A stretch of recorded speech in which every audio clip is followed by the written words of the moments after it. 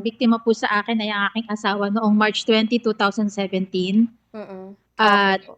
simula po nung ako ay naging bahagi ng Rise Up, nakilala ko yung iba't ibang mga pamilya mula sa iba't ibang community at doon po nagtuloy-tuloy yung aking panawagan para sa hustisya. Para po sa gabing ito, napakasaya po ng mga pamilya ng biktima sa naging desisyon po ng ICC na hindi po makalaya kahit pansamantala si Duterte sapagkat talaga pong maliligalig kami, banta po siya sa aming seguridad at hindi po kami talaga mapapalagay, lalo na kung mapapauwi po siya dito sa Pilipinas. Talagang hangad po namin na makamit yung katarungan at hanggang sa magtuloy-tuloy po yung investigasyon, nais po ng mga pamilya ng biktima na nakakulong lang po siya. Kaya salamat po sa desisyon ng ICC.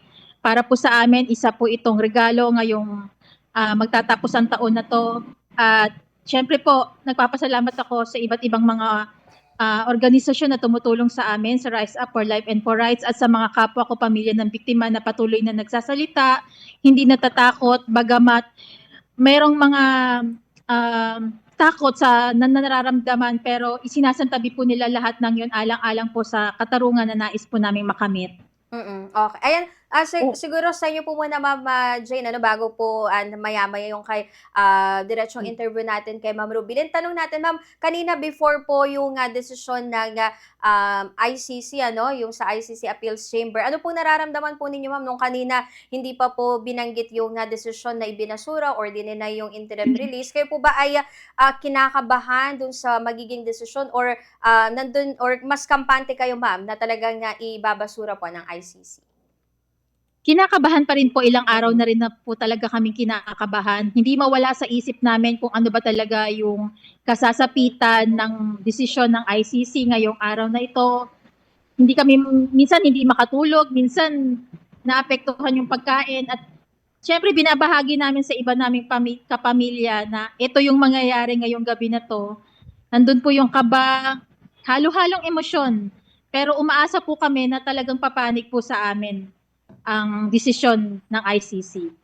Okey po at ayun po, sa inyo po ano Ma'am, and of course ano sa lahat po ng mga kasama po ninyo diyan na family po ano ng mga drug war victims ay ayun po, pinapabot po natin of course ano yung, ayun congratulations po dahil sabi niyo nga po ano ito yung ina-expect po ninyo na magiging desisyon po ng ICC Ma'am.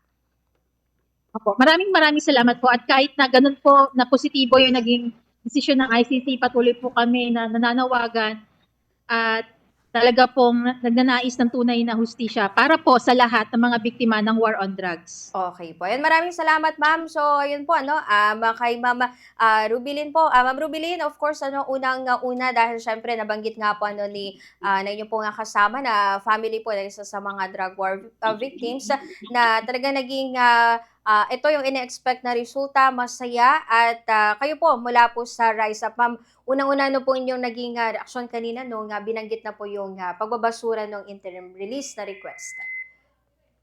Siyempre po kami po ay natutuwa sa ganitong desisyon ng Appeals Chamber ng International Criminal Court. Ano po 'yon? Bawas sa pangamba at takot ng nararamdaman lalo na po ng pamilya. Pero alam pa po namin na mahaba pa ang laban, pero at least ngayong gabi ay gusto naming namnamin yung desisyon na 'yan para naman po yung nga sabi nga ni Jane kanina, at least sa pagwawakas ng taon na ito ay malinaw na tumindig no yung appeals chamber para po sa totoong biktima ng war on drugs at hindi ang totoong biktima dito ay mga pamilya, mga magulang, mga nanay, mga asawa na namatayan dahil sa peking war on drugs ng dating Pangulong Duterte.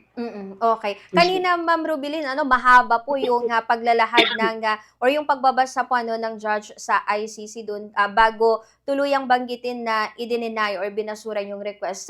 Pero saang bahagi dun Ma'am ano na kanina parang nafi-figure out na po ninyo na, eto, hindi iga-grant yung interim release po ng dating, pangulo po? Kasi yung isa-isa po di ba, yung number 1, yung number 2, yung pangatlo, yung humanitarian, medyo sabi ko, naku, baka parang dito pa yung ano. Pero yung unang dalawa, nagpapalakpakan na po kami kasi isa-isa di po ba? Yan yung humanitarian, medyo nandun pa rin yung pangamba, pero nung napagpasyahan na talagang, kumbaga mahina yung defense, yung mga arguments sa defense. So talaga pong nung sinabi na yung pangatlo ay talagang rejected yung kanilang apila, syempre po kami po ay masaya, nagpalakpakan, talagang tuwan-tuwa po yung lalo na yung mga nanay ng biktima.